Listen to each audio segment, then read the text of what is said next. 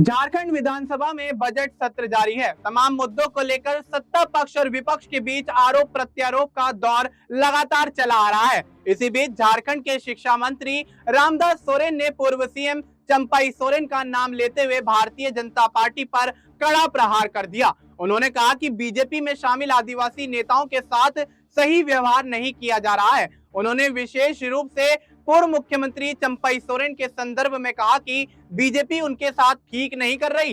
रामदास सोरेन ने कहा कि हम यही सुझाव देना चाहेंगे कि जिस सोच के साथ आप बीजेपी में शामिल हुए थे, यह वही थी, आपको मुख्यमंत्री बनाया जाएगा।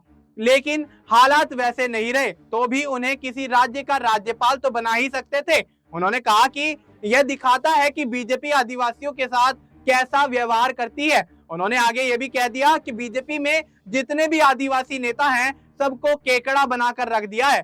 चंपाई दादा को मुख्यमंत्री बनाने और उनके बेटे को मंत्री बनाने की बात हुई थी, लेकिन अब उन्हें उचित सम्मान नहीं दिया जा रहा है। पत्रकारों ने जब सवाल किया कि क्या चंपाई सोरेन के लिए झारखंड मुक्ति मोर्चा के दरवाजे खुले हैं, तो शिक्षा मंत्री ने कहा, जेएमएम के दरवाजे हमेशा खुले हैं। पार्टी निर्णय लेती है कि किसे आना है और किसे नहीं आना है। उन्होंने यह भी कहा कि जेएमएम ने चंपाई सोरेन को जितना सम्मान दिया, उतना किसी और को नहीं मिला।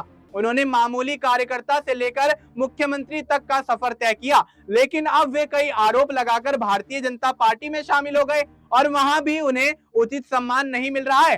रामदास सोरेन के इस बयान से झारखंड की राजनीति में हलचल बढ़ती हुई नजर आ रही है। यह देखना दिलचस्प होगा कि बीजेपी और चंपाई सोरेन इस पर अपनी क्या कुछ प्रतिक्रिया देते हैं, क्योंकि जिस तरह से झारखंड के अंदर सियासत गरमाती हुई नजर आ रही है और रामदास सोरेन यहां तमाम बड़े दावे कर रहे हैं, तो अब देखना दिलचस्प होगा कि चंपाई सोरेन इस मामले को लेकर या रामदास सोरेन के बयान पर किस तरह से प्रतिक्रिया देते हुए नजर आते हैं और भारतीय जनता पार्टी का रुख क्या कुछ रहता है। फिलहाल आपको इस मुद्दे पर क्या कुछ लगता है, आप अपनी राय हमें कमेंट करके बता सकते हैं। बाकी देश और दुनिया से जुड़ी तमाम जानकारी के लिए आप देखते रहिए SK9।